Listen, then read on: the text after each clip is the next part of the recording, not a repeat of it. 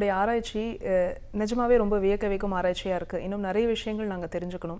இப்போது நம்மளுடைய நிகழ்ச்சி வந்து பேசும் கட்டிட சிற்பங்கள். ஸோ நிறைய சிற்பங்களை பற்றியும் நாங்கள் தெரிஞ்சுக்கவிருக்கோம் சார். ஆமாம். ஸோ நீங்கள் வந்து எங்களுக்காக எந்த சிற்பத்தை பற்றி நீங்கள் சொல்ல போகிறீங்க?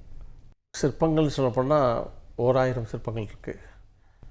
அதில் வந்து ஸ்டோன் இமேஜஸ் இருக்குது, பிரான்ஸ் இமேஜஸ் இருக்குது. அதில் நம்ம இந்த விஷயத்தை சொல்கிறதுக்கு முன்னாடி இந்த பேசும் கட்டடங்கள்னு ஒரு தலைப்பு கொடுத்தீங்க பாருங்கள். ஆமாம். நான் அதை பற்றி உங்களுக்கு நான் சொல்லலாம்னு நினைக்கிறேன். அதை வந்து ரொம்ப அது வந்து உணர்வுபூர்வமான ஒரு தலைப்பாக தெரியுது. கட்டிடங்கள் எப்படி பேசும் நம்மக்கிட்ட, அதுதான் வந்து ஒரு இன்ட்ரெஸ்டிங் டாபிக். இது கட்டடம் பேசுமா அப்படின்னு சொன்னால் அது யார் கேட்பாங்க? அதுக்கு என்ன லாங்குவேஜ் பேசும்? அது ஒரு உருவமா? அப்படிங்கிறதுல நிறைய கேள்வி வரும். அதை நான் வந்து சிந்திச்சுட்டு இதுவே 1 மணி நேரம் பேசலாங்கிற அருமையான தலைப்பாக இருக்குது. பேசும் கட்டடம்னு சொல்லும்போது கட்டடம் பேசுமா? முதல்ல கட்டட சிற்பங்கள் சொல்கிறீங்க. கட்டட சிற்பங்கள் சொல்லும்போது கட்டடம் வேறு சிற்பம் வேறு, இதெல்லாம் பார்க்க வேண்டிய சூழ்நிலை இருக்குது. ஸோ எட்டிமாலஜியை பார்க்க வேண்டியிருக்கு, அந்த சொல் ஆராய்ச்சியே பண்ண வேண்டியிருக்கு. ஸோ இப்போ பார்த்தீங்கன்னா நீங்கள் வந்து தஞ்சை பெருவுடையார் கோயில் உங்களுக்கு வந்து ஒரு கட்டடம். அது அப்ஸ்ட்ராக்டாக நாங்கள் சொல்லுவோம், ஒரு கட்டடம் ஒரு சிற்பம் சொல்லுவோம். ஏன்னா அதனுடைய ஹெட் போர்ஷன் இருக்கே, அந்த பெருவுடையார் கோயிலுடைய தலைப்பகுதி, அது சிகரம் சொல்லுவோம், அது வந்து தலைன்னு சொல்லுவோம். அதுக்கு பேரெலாம் பார்த்திங்கன்னா சிகரம். அப்புறம் கீழே பார்த்திங்கன்னா அதுக்கு கீழே கிரீவம் சொல்லுவோம். அது கீழே கொஞ்சம் அப்படி அமைங்கியிருக்கும், அது கண்டம், அதாவது நமக்கு இருக்கிற கழுத்து. அப்படி அந்த அமைப்பெல்லாம் பார்க்குறச்ச அவங்களுக்கு வந்து it is abstract form of human form. அது வாஸ்து சாஸ்திரங்கள் விளக்கமாக சொல்லுது. இன்னும் ஒரு ஸ்லோகமே இருக்குது, தேவாலயஸ்ய ரூபம் தேவஸ்ய ரூபம் சொல்லுவாங்க. அந்த புருஷனுடைய வடிவமே தான் கோவில்னு சொல்லுவோம். அந்த விமானம் அமைப்பு, ஈவன் நீங்கள் தரைப்படமும் அப்படி தான். இந்த கர்ப்பகிரகமானது தலையாகவும் அந்த அந்தராளங்கிறது கழுத்தாகவும் அப்படிங்கிற ஒரு கட்டட ஸ்ட்ரக்சரல் பிளான் பார்த்திங்கன்னா அதுவும். ஸோ கட்டடமே சிற்பம் சொல்கிறதுக்கு இது ஒரு சான்று. சிற்பமே கட்டடம் அப்படிங்க எடுத்துக்கலாம். நீங்கள் வள்ளுவர் சிலையை பாருங்கள், இது ஒரு ஹியூஜ் ஸ்ட்ரக்சர். அதை பார்க்குறச்ச இது ஒரு மல்டி ஃப்ளோர் பில்டிங் மாதிரி இருக்கும். உள்ளே எல்லாம் பார்த்தீங்கன்னா அந்த ஸ்ட்ரக்சர் கிராஸ் செக்ஷன் பார்த்தீங்கன்னா இவ்வளோ உயரமாக கட்டணுமா, அதுக்கு ஃபவுண்டேஷன் வேணும், அதுக்கு சூப்பர் ஸ்ட்ரக்சர் வேணும், அதனுடைய லோட் டிஸ்ட்ரிபியூஷன்லாம் கட்டணும். இட் இஸ் ஒரு 13 ஃப்ளோர் ஸ்ட்ரக்சர் அது ஆக்சுவலி. ஸோ சிற்பமே கட்டடம், கட்டடமே சிற்பம். பேசும் கட்டட சிற்பம் சொல்கிறது வந்து அது எப்படி பேசுங்கிறது தான் இங்கே அருமையான ஒரு டாபிக். அது என்ன லாங்குவேஜ் பேசும்? அது தமிழ் பேசுமா, இங்கிலீஷ் பேசுமா, தெலுங்கு பேசுமா அப்படிங்கிறதெல்லாம் நம்ம யோசித்து பார்த்தோம்னா அது ஒரு யூனிவர்சல் லாங்குவேஜ் பேசுது. இதுக்கு வந்து லாங்குவேஜ் பேரியர் கிடையாது. சரி, இதுக்கு ரீஜனல் பேரியர்ஸ் கிடையாது. அப்புறம் என்ன பேசுது அப்படின்னா சிற்பம் பேசும் அப்படின்னு கூட என்னுடைய புத்தகத்தில் விளக்கியிருக்கேன். இந்த தமிழ் மொழியில் பார்த்திங்கன்னா எப்படி ஒரு எழுத்து, சொல், பொருள், அணி, கட்டு அணின்னு சொல்லுவோம். இதனுடைய அமைப்புகள் பூரா ஒரு சிற்பத்தில் நாங்கள் செய்கிறோமா? ஆமாம். இந்த அணி என்ற ஒரு முழுமை பெற்ற ஒரு அமைப்பு தான் வந்து இட் இஸ் அ மேனிஃபெஸ்டேஷன் அர்த்தம். அந்த அணிங்கிறதுக்கு பொருள் வந்து மேனிஃபெஸ்டேஷன். ஓகே. அதுக்கு முன்னாடி இருக்கிற கட்டுங்கிறது ஒழுங்கு, தட் இஸ் மேத்தமெட்டிக்ஸ் அதுக்கு. ஸோ அது ஒரு கணக்கு. பொருளுங்கிறது நம்ம வந்து என்ன விஷயத்த சொல்ல போகிறோம் அப்படிங்கிற பொருண்மை. அது எழுத்து, சொல் எனப்படுவது வந்து இந்த மாதிரி ஆங்கிளில் an architect can explain in detail about Tamil language grammar. இது வந்து you cannot see in the grammar book. அந்த எழுத்து சொல்லானது, எழுத்தானது வந்து அது இட்ஸ் ஆட்டம்ஸ், அதாவது ஒளி அணுக்கள். சொல்லுங்கிறது ஒளி அணுக்கள். இவைகள் கூடி அந்த பொருண்மைக்கான தகவலை வந்து எக்ஸ்பிரஸ் பண்ணுறதுக்கு, கம்யூனிகேட் பண்ணுறதுக்கு it creates a form, orderly form ஆகி அதுதான் உங்களுக்கு வந்து ஸ்ட்ரக்சராக வருது. இதுதான் வந்து இலக்கணம். The same theory we use in sculpture, the same theory we use in the architecture. Not only these sculpture and architecture Tamil grammar, but also இயல், இசை, நடம் எல்லாமே வந்து இந்த ஒரு கட்டுக்கோப்பான இதே கிராமரில் தான் இருக்குது. ஓகே. இந்த கிராமரில் இருக்கிறதுனால தான் வந்து முத்தமிழ் நம்ம சொல்லிட்டு இருக்கோமே. நாங்கள் வந்து ஐந்தமிழ் கூப்பிடுங்கன்னு சொல்கிறோம். நாங்கள் நம்ம சிற்பத்தையும் சேருங்க, கட்டடத்தையும் சேருங்க. இதுவும் நம்மளுடைய பண்பாட்டிற்கு அடித்தளமிட்டது. சொல்லப்போனால் வந்து தொட்டு உணரும் ஒரு கலை தான் நம்மளுடைய சிற்பக்கலை. இட்ஸ் மோர் இன்டிமேட் ஒரு ஆர்ட் இது. அது ஏன் வந்து புறக்கணிக்கப்பட்டது, அது ஏன் ஐந்தமிழாக எடுத்துக்கொள்ளக்கூடாது அப்படிங்கிறதெல்லாம் நாங்கள் வந்து பல இடங்களில் பேசிகிட்ருக்கோம். ஸோ இதையெல்லாம் பார்க்குறச்ச நம்மளுடைய இந்த பேசும் சிற்பங்கள், இந்த பேசும் அப்படிங்கிறது வந்து ஏன் பேசாது? இந்த இலக்கணத்துக்கு ஒபியூஸ் என்றால் அது பேச முடியும். அதில் ரொம்ப பெரிய விஷயம் என்னென்னா, எந்த மொழியும் அறியாதவர், எல்லா மொழியும் இதுக்கு இந்த மொழி தான் இல்லை, அனைவரையும் இது வந்து விளங்க வைக்கும். யார் பார்த்தாலும் தெரியும். ஒரு வீணையை வச்சுட்டு இப்படி ஒரு ஸ்டாச்சு செஞ்சோம்னா இது வீணை வாசிக்குங்கிறத எனிபடி கேன் அண்டர்ஸ்டாண்ட். ஸோ இந்த சைன் லாங்குவேஜ் அது பேசும் சிற்பங்களாக, கட்டடமும் அப்படித்தான். அந்த கட்டடமும் வந்து பேசும். இதை நாங்கள் என்ன சொல்லுவோம்னா ஆர்கானிக் ஸ்ட்ரக்சர்னு சொல்லுவோம். ஒரு கட்டடம் பேசும். அது என்ன காரணம்னா அதுக்கு அளவைகள் இருக்கே, நாங்கள் யூஸ் பண்ணுற மேத்தமெட்டிக் அந்த கணித கூறுகள் எல்லாம் வந்து இந்த பிரபஞ்சத்திலேருந்து நாங்கள் எடுத்த அளவுகள். அந்த அளவுகளை நாங்கள் அப்ளை பண்ணி அதை நாங்கள் பேசும் கட்டடமாக மாற்றுறோம், உயிருள்ள கட்டடங்களாக மாற்றுறோம். இந்த செங்கல்லாலோ கல்லாலோ கட்டப்பட்டது மட்டும் அல்ல இந்த ஸ்ட்ரக்சர், இது உயிர் வைத்து கட்டப்பட்டதுங்கிறது எங்களுக்கு ஸ்லோகமே இருக்குது. வாஸ்து சாஸ்திரத்தில் சொல்லுது இவைகளெல்லாம் உயிர் கட்டடங்கள். அதனால தான் நம்மளுடைய மானுமெண்ட்ஸ், நம்மளுடைய ஸ்ட்ரக்சர்ஸ் எதுவானாலும் இன்றும் பேசுகின்றன. அது இன்னும் பேசும். அதனால் அது வந்து அயன் படைப்பு மாறும், மாறாதே மயன் படைப்புன்னு ஒன்று இருக்குது. That means the BrahMos creations will not last, but Maya's, the architects, the creators, structures, sculptures which last long ன்னு சொல்லுது பாருங்கள். இதெல்லாம் வந்து பேசும் கட்டடங்களாக இருக்கிறதுனால தான் அவைகள் வந்து இன்னும் வாழ்ந்துட்டுருக்கு. அந்த பேசும் சிற்ப கட்டடங்கள், கட்டட சிற்பங்கள். அடுத்தது ஒன்று சொல்லிங்க பாருங்க, வியக்க வைக்கும் தொன்மை. வியக்க வைக்கும் தொன்மை, அந்த வியக்க வைக்கும் தொன்மை தான் வந்து அது என்ன வியக்க வைக்குது, அதையும் நம்ம சிந்தித்து பார்த்தோம்னா பிரம்மாண்டம். அது வந்து இன்று மட்டுமல்ல, இன்னும் 1000 ஆண்டுகள், இன்னும் எத்தனையோ ஆண்டுகள் ஆனாலும் அந்த வியக்க வைக்கும் தொன்மை தான் அது. அதை வந்து அந்த வியக்க வைக்கும் தொன்மையில் ஒன்று மட்டும் சொல்கிறேன், அது இந்த உலகம் தெரிஞ்சுக்கணும். நான் சமீபத்தில் ரோம் போனேம்மா. இந்த ரோம் போயிட்டு அங்கே இருக்கிற ஸ்கல்ப்சர்ஸ், தட் மீன்ஸ் அது வந்து இமிட்டேஷன். அதெல்லாம் இப்போ சமீபத்தில் போகும்போது அதுக்கு என்ன பண்ணால், we want to reserve the slot reserve பண்ணணும். எந்த நேரத்தில் போய் பார்க்கலாம். அந்த வேட்டிக்கன் மியூசியம் போகணும்னா ஒரு 2 வீக்ஸ் முன்னாடி பண்ணணும். அது அந்த ஸ்லாட்டு எடுத்து சொல்லி இதுக்கு வந்து மோர் தென் 10,000 rupees we have to spend for entry ticket வச்சுங்க. அவைகள்லாம் தொன்மை, கண்டிப்பாக தொன்மை தான். அவைகள் இமிட்டேஷன்ஸ், அதாவது உள்ளதை உள்ளபடி. ஒரு சிங்கம்னா அந்த சிங்கம் மாதிரியே செஞ்சுருப்பாங்க. ஒரு மனித உருவம்னா மனிதனுடைய அந்த அனாட்டமி எப்படி இருக்கோ அதை பார்க்குறது. அதை நான் குறைச்சி மதிப்பிடலை, but it is a imitation. அதற்கு வந்து அதிகமாக நாம் வந்து கற்பனை செய்ய வேண்டியது இல்லை. இட்ஸ் ஒன்லி எ காப்பி வச்சுங்களேன், ஜெராக்ஸ் லைக். அதற்கு உலகம் முழுக்க எவ்ரி ஸ்லாட்டுங்க ஒரு 2,000-3,000 people ஆர் ஸ்டாண்டிங் இந்த ஸ்லாட்டு. போய் முன்னாடியே நிற்கிறாங்க. அந்த ஸ்ட்ரீட் ஃபுல்லாக கூட்டம்.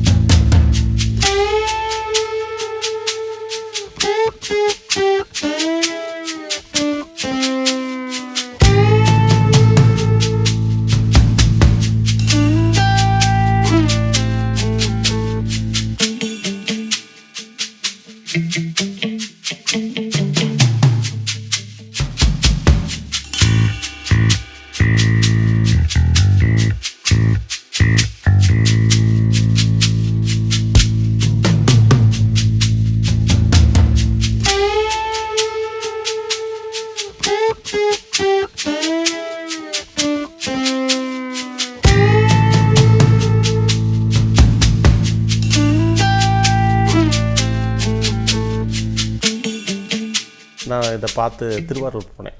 அதை போயிட்டு வந்து next week I went Thiruvarur. அங்கே ஒரு யாழியை பார்த்தேன். சரி. அந்த யாழிங்கிற ஒரு அனிமல், அது ஒரு கற்பனை உருவமாக. அந்த யாழியை பார்த்துட்டோம்னா அந்த யாழி என்கிட்ட பேசுகிற மாதிரி நினச்சேன். என்னென்னா யாருமே பார்க்காத யாழி அது, எல்லோரும் பார்க்க வேண்டிய யாழி அது. ராஜேந்திர சோழனால் கட்டப்பட்ட அந்த கோபுரத்தில் அந்த யாழியினுடைய வடிவம் இருக்குது. அதை பார்த்தோன்னே எனக்கு வந்து ஐ ஸ்டார்டட் ஸ்பீக்கிங் வித் யாழி. என்ன காரணம், அவர் தான் பேசும் யாழிகளாச்சே. அது என்கிட்ட கேட்குறது வாட் யூ சா இன் ரோம்னு கேட்குது. அப்படி மாதிரி நான் I started writing a short story. ஒரு என்னுடைய பிளாக்ல எழுதிட்டுருக்கேன். அதை எல்லோரும் படிக்கணும்னு சொல்ல வர்றேன் நான். அது வந்து it will take you to the next level to understand our art. அந்த இடத்துல சொல்லும்போது நான் 1000 வருடங்களாக நின்று கொண்டிருக்கிறேன், என்னை பார்ப்பவர்கள் யாரும் இல்லை, ஆனால் நீ ரிசர்வேஷன் செஞ்சுட்டு அங்கே போய் பார்த்துட்டு வந்திருக்கிற, வாட் டிஃபெக்ட்ஸ் இன் மீன் கேட்குது. அதுக்கு நான் சொல்கிறேன், no you don't have any defect.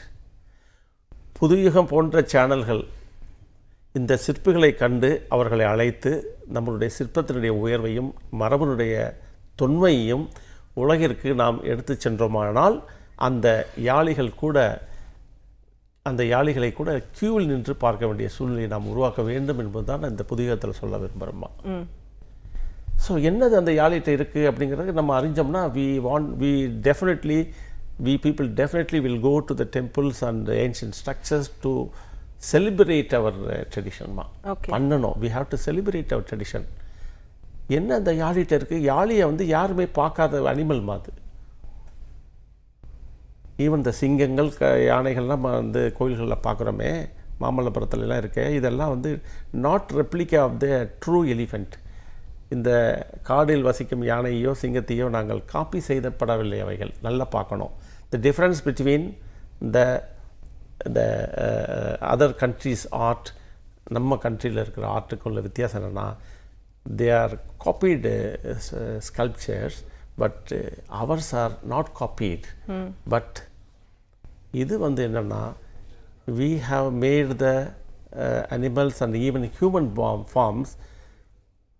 We are expressing the quality of the lion, quality of the sculpture, quality of the deity. இந்த குவாலிட்டிக்கு தான் உருவமே தவிர it is not a physical உருவமே அல்ல.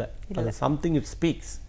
அப்போ அந்த யாழியும் கூட ஒரு கற்பனை வடிவம் அப்படிங்கிற தெரியணும். அது இல்லாத வடிவம் எங்குமே பார்க்க முடியாது.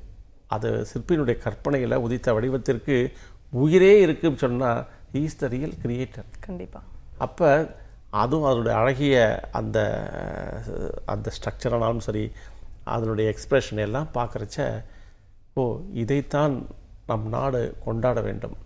நம்ம நாட்டில் இருக்கிற இந்த சிற்பங்கள் தான் குவாலிட்டிக்கும் கேரக்டரைசேஷனையும் பார்க்குறச்ச, இதுதான் வந்து நம்ம நாட்டினுடைய சொத்து, இதுதான் கடந்த 3000-4000 ஆண்டுகளாக நாங்கள் சுமந்து வருகிறோம், இன்றும் அதை நிலைநாட்டி வருகிறோம். இதை நம்ம தெரிஞ்சுக்கணும். இதை தெரிய வச்சா தான் நமக்கு வந்து we can find out what difference between two arts. நம்மளது இட் இஸ் சர் ரியலிசம் சொல்லுவோம், அவங்களது ரியலிசம் சொல்லுவோம். ஸோ இதுதான் நம்மளுடைய மரபனுடைய தொன்மைமா. நான் வந்து எழுதிட்டுருக்கேன். So I started speaking with Yazhi about so many matters. People must read and understand how we are behind understanding our ட்ரெடிஷனுங்கிறத கண்டிப்பாக நீங்கள் அப்போ புரிஞ்சுக்குவீங்க அப்படிங்கிற நான் சொல்ல விரும்புகிறேன். கண்டிப்பாக யாழி மாதிரி இன்னும் நிறைய சிற்பங்கள் நம்ம பார்க்க வேண்டியிருக்கு இல்லையா? ஒரு ஓவியம் அப்படின்னா வந்து கண்கள் ரொம்ப முக்கியம் சொல்லுவாங்க. அந்த கண்களை வச்சு தான் அந்த ஓவியத்தினுடைய அழகு, அந்த ரியாலிட்டி வரும். அந்த மாதிரி ஒரு what makes a statue to look more realistic and beautiful? இதில் வந்து அந்த ஸ்கல்ப்சருக்கு வந்து நாங்கள் வந்து நாட்டிய சாஸ்திரம் படித்தவங்க. ஸ்தபதிக்கு ஸ்தாபனகா சியாத்து சர்வசாஸ்திர விசாரதகானா ஈ மஸ்ட் நோ த நாட்டிய சாஸ்திரா. அவர் மியூசிஷியனாக இருக்கணும், ஒரு நாட்டியம் தெரிஞ்சிருக்கணும், இப்படிலாம் அவனுக்கு குவாலிட்டிஸ் இருக்குது. அப்போ அபிநயங்கள் தாங்க ரொம்ப முக்கியம். நவரசங்களை அந்த சிற்பங்கள் சொல்லணும், சொல்ல வந்த செய்தியை வந்து அதனுடைய பாவனைகளில் சொல்லணும். every inch of the image came from the அது என்ன சொல்கிறது, it is the greatest experience what the Silpi or the sculptor enjoyed. அவர் என்ன உணர்ந்தாரோ, என்ன எக்ஸ்பீரியன்ஸ் ஆனாரோ, அதை வந்து அந்த ஸ்கல்ப்சரில் எக்ஸ்பீரியன்ஸ் பண்ணி கொடுக்குறச்ச he is taking another birth. ஒவ்வொரு சிருஷ்டியிலுமே வந்து சிற்பி மீண்டும் மீண்டும் பிறக்கிறான்ங்கிறது தான் இங்கே முக்கியம். அப்படி ஒரு நீங்கள் ஒரு விஷ்ணுன்னு சொல்கிறீங்கன்னா, விஷ்ணு விக்கிரகம் வந்து செய்ய சொல்கிறோம்னா, the Shilpi must change himself as Vishnu. Then only Vishnu will come there. Okay. Vishnu will not come. I will write and give it to you. ஏனென்றால் இது ஆத்மார்த்தமான விஷயங்கள், இது ஆத்மா தொடர்பானது. நீங்கள் இன்றைக்கி வந்து ஏஐ டூல்ஸ்லாம் ஸ்கல்ப்சர்லாம் செய்கிறாங்க, பார்க்குறப்ப ஸ்கல்ப்சர்லாம் எந்திரிச்சு ஓடுது.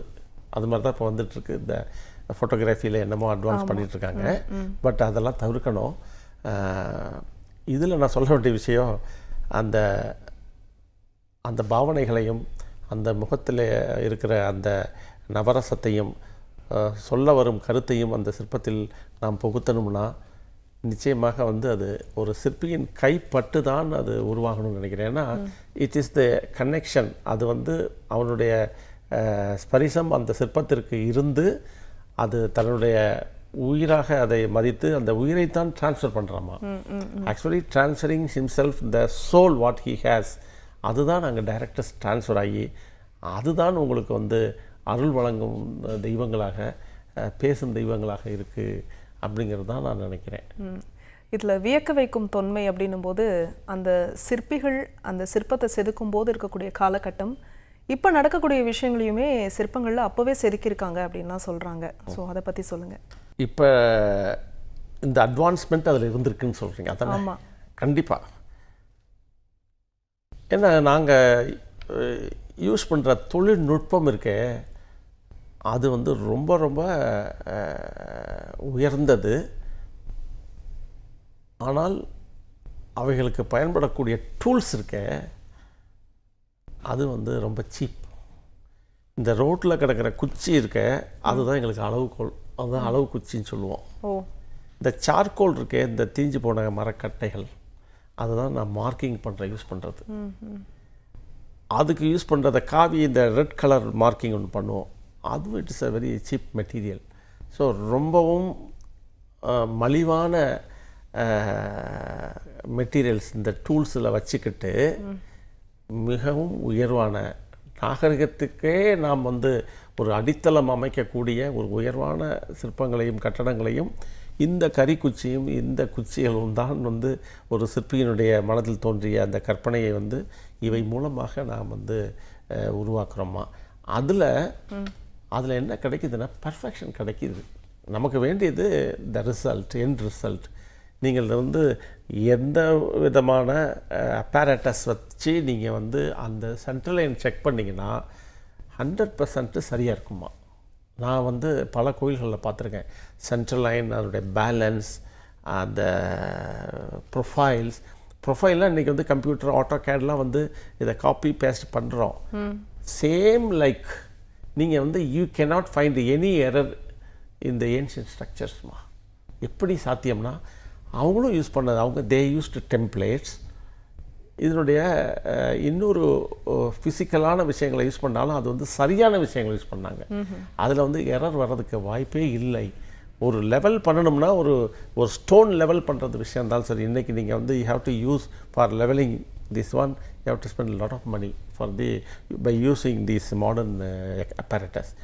வேறஸ் அதுக்கு என்ன சார் 50 ரூபா கூட இருக்காது. அந்த குச்சி 4 குச்சியை வச்சுட்டு நூலை பிடிச்சிட்டு அதில் கொடுக்குற மார்க்கிங் டெக்னிக் இருக்கே, that technique is very costly.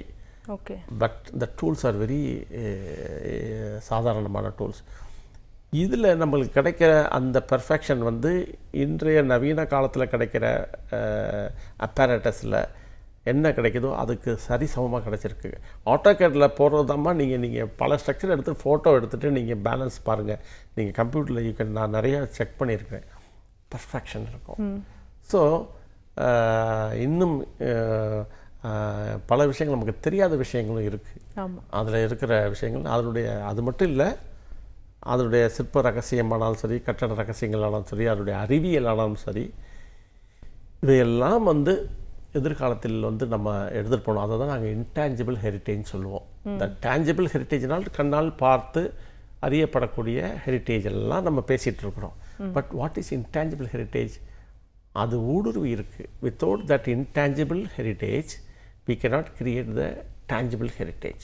அந்த இன்டான்ஜிபிள் அந்த ஹெரிட்டேஜையும் நாம் பாதுகாக்கணும். அதுவும் நம்மளுடைய நோக்கமாக எடுத்துக்கணுங்கிறது தான் நாங்கள் சொல்ல வரோம். ஓகே, நம்ம இந்த கட்டிடங்களை பற்றி பேசும்போது ஒரு சிற்பி அதை செதுக்கும் போது, ஒரு சிற்பத்தை செதுக்கும் போது இந்த முக்கியமான விஷயங்கள் இதெல்லாம் இடம் பெறணும் அப்படின்னு தெரிஞ்சு தான் பண்ணுறாங்க இல்லையா? முக்கியமான விஷயங்கள் எது எதெல்லாம் அதில் இடம் பெறுது சார்? முக்கியமான விஷயங்கள் அளவு தான்மா முக்கியம். அளவு இருந்தால் அங்கே தெய்வீகமே வரும். அது எல்லாம் நீங்கள் கேட்குறதுக்கெல்லாம் வந்து நம்ம வந்து நான் சொல்கிறேன், இந்த அளவுக்கு உங்களுடைய கேள்விகளுக்கெல்லாம் நம்மளுடைய வாஸ்து சாஸ்திரங்கள் பதில் சொல்லத்தக்க வகையிலே எழுதப்பட்டிருக்கின்றன. நீங்கள் கேட்ட கேள்விக்கு ஒரு 2 வரி செய்தி போதும். மானேன நிர்மிதே பிம்பே ஸ்வயம் ஆபாதி தெய்வத்தம்னு ஒரு ஸ்லோகமா. இது என்னது?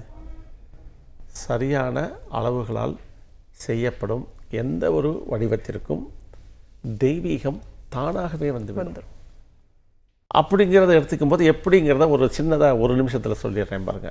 அது வியக்க வைக்கும் செய்தி. ஒரு தென்னை மரம் எடுத்துக்கிறீங்க, 3 years வளர்க்குறீங்க, ஒரு 10 feet வளருது. இந்த 10 அடி வளரக்கூடிய அந்த தென்னை மரம் எத்தனை ஆண்டுகள் எடுத்துக்கிடுச்சு? 3 years எடுத்துச்சு, 3 வருடங்கள் எடுத்துருச்சு. இங்கே என்ன இருக்குன்னா, this is time scale, that is physically visible scale. அது கண்ணால் பார்க்க முடியாத அளவு காலம். காலம் இஸ் ஈக்குவலன்ட் டு அளவு. தட் இஸ் அது என்ன சொல்லுவாங்கன்னா ஸ்பேஸ், ஸ்பேஷியல் மெஷர். இது time measure. So time is equal to space அப்படிங்கிற ஒரு சயின்ஸு. எங்கள் சயின்ஸ் அது வி ஃபவுண்டு. அழுத்தம் திருத்தமாக சொல்கிறேன், இன்றைய விஞ்ஞானிகள் இதுக்கு பதிலே சொல்ல முடியாது. அந்த அளவுக்கு அந்த காலத்திலிருந்து தெரிவிக்கப்பட்ட அந்த அளவுகோல், இயற்கையிலிருந்து தெரிவிக்கப்பட்ட அந்த அளவுகோல் இயற்கையோடு ஒன்றி வாழ்வதற்கும் இயற்கையாகவே நம்முடைய வாழ்வை அமைத்து கொள்வதற்கும் ஒரு காரணியாக இருப்பது ஒன்றும். அடுத்ததாக ஏஸ்தட்டிக்ஸ், அந்த ரிதமிக்காக அதை யூஸ் பண்ணுறது. அந்த அளவுகளை வந்து ரிதமாக யூஸ் பண்ணணும். அது ரிதம், இந்த இயற்கையானது எவ்வாறாக ரிதமிக்காக இயங்கிக் கொண்டிருக்கின்றன அப்படிங்கிற பார்க்குற அந்த அளவுகோல் தான் இந்த ரிதமிக் ஸ்கல்ப்சரையும் ரிதமிக் ஆர்கிடெக்சரையும் உருவாக்குவதற்கு காரணமாக இருக்குது. ஸோ இது இந்த அழகியலும் இந்த அளவியலும் நாம் சொல்ல வரும் கருத்தை சொல்லும்போது தான் அந்த சிற்பத்திற்கான ஒரு ஸ்பெஷல் கேரக்டர்ஸாக அமையுது அப்படிங்கிறத நான் சொல்லலை, நம்மளுடைய நூல்கள் சொல்லுது பாருங்கள். ஸோ இந்த அளவுக்கு நம்மளுடைய நுட்பமான விஷயங்கள். சிற்பமே வந்து சிற்பத்திற்கு பொருளே நுட்பம்னு பொருள்மா. பிரதிமா அப்படின்னு சொன்னால் அதுக்கு எல்லாமே எட்டிமாலஜி நீங்கள் பார்த்தீங்கன்னா, சொல்லாராய்ச்சியில் பார்த்தீங்கன்னா மிகவும் ஆப்டான வார்த்தைகள் பாருங்கள். சிற்பம் சொல்கிறோம், நுட்பம் சொல்கிறேன். நுட்பமே சிற்பம். அதுக்கு தமிழில் இன்னொரு வார்த்தை இருக்குது, படிமம்னு ஒரு வார்த்தை. சமஸ்கிருதத்தில் அது பிரதிமா சொல்லுவோம். அது என்ன விளையாட்டாக அதை வச்சதில்லை. இது வந்து நுட்பமாக ஆய்வு செய்து இந்த சொல் தான் இதற்கு பொருத்தம் என்பது பல்லாண்டு தவம். அது இதை நாங்கள் வந்து ஸ்தாபத்திய யோகம் சொல்லுவோம். சாதாரணமாக யோகம் நீங்கள் பார்த்தீங்கன்னா தனக்காக செய்யக்கூடிய அஷ்டாங்க யோகம். அது தன்னுடைய உடலுக்காகவும் தன்னுடைய மனதிற்காகவும் ஒருவர் தனக்காக மட்டுமே செய்வது தான் அஷ்டாங்க யோகம். ஸ்தாபத்திய யோகம் பிறருக்காக செய்வது. மக்கள் நலமாக வாழ வேண்டும் என்பதற்கும், மக்கள் கேட்பவை கிடைக்க வேண்டும் என்பதற்காகவும், அந்த இயற்கையிடம் கேட்டால் இந்த இயற்கை கண்டிப்பாக கொடுக்கும் என்ற நம்பிக்கையுடன் அந்த இயற்கையினுடைய அளவுகளை பிரயோகம் செய்து அதன் மூலமாக சிற்பங்களையும் கோயில்களையும் மக்களுக்கு கொடுப்பது என்பது வந்து அதுதான் வந்து இட் இஸ் த ஸ்தாபத்திய யோகம். அது he himself experiencing and preparing and expressing. அதுதான் நம்மளுடைய பாரத நாட்டினுடைய சிற்ப கட்டடக்கலைக்கான மிகப்பெரிய ஒரு விஷயமாக நான் நினைக்கிறேம்மா.